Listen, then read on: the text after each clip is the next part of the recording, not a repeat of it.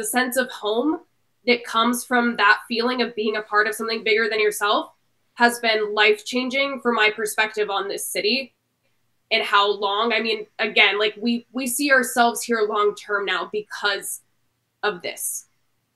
I mean, there's other factors, but this was a core driving factor in that.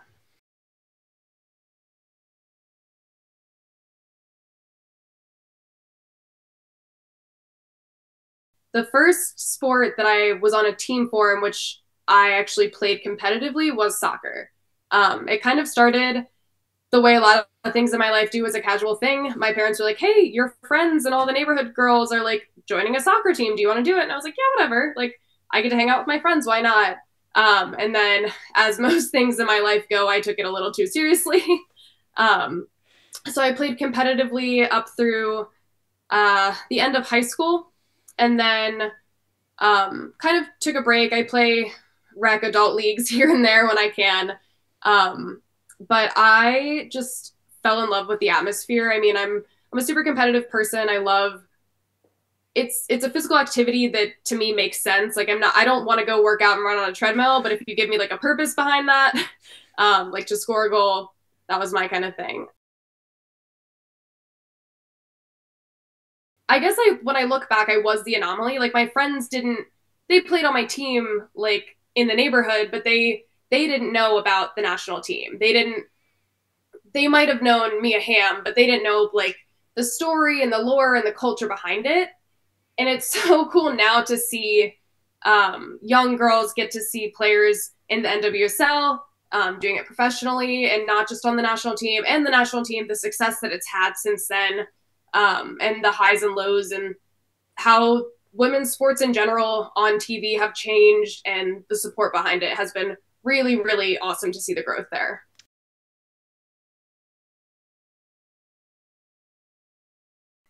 The unique thing about FC Cincinnati is that even when people didn't want to be at the games, even when people were angry at each other because your team is losing, there every dedicated fan in this fan base holds on to hope.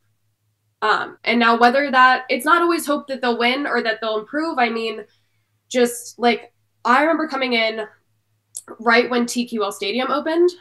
So it was their first.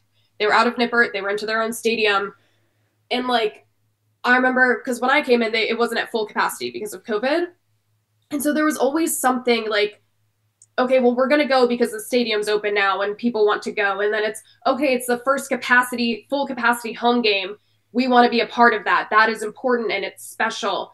And then it's our first game it's our first Hell's Real, our first Columbus home game in the new stadium, or we just got a new coach and it's our first game with our new coach, or we just signed a new player. The fans here seem to always find something to grasp onto to keep the energy going.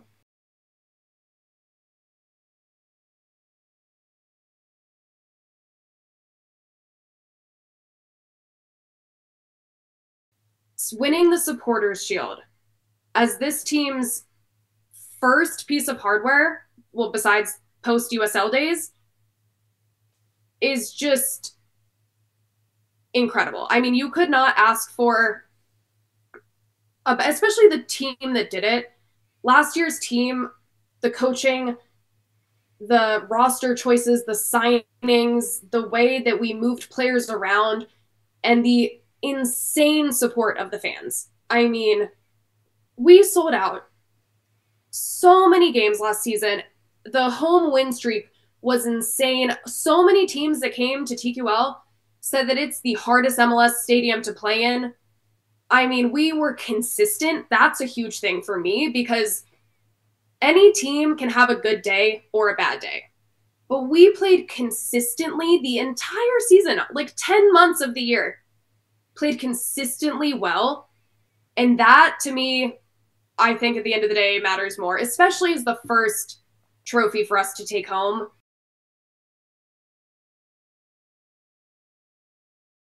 I was not a drummer. That is not an instrument that I had ever picked up in my entire life. But I watched my husband and my good friends do it at games and said, I want to do that. That looks fun. They seem to set the tone for the fans in the stadium, and I want to do that. But to me, the coolest part was we had we talk, not me, but we have people who communicate with the front office of FC Cincinnati and TQL Stadium, and it was requested for us to come in earlier so that we can drum during warm-ups because the team wanted us there. And that was a moment where I was like, we really do impact the vibes and the energy in the stadium. And that to me is so cool.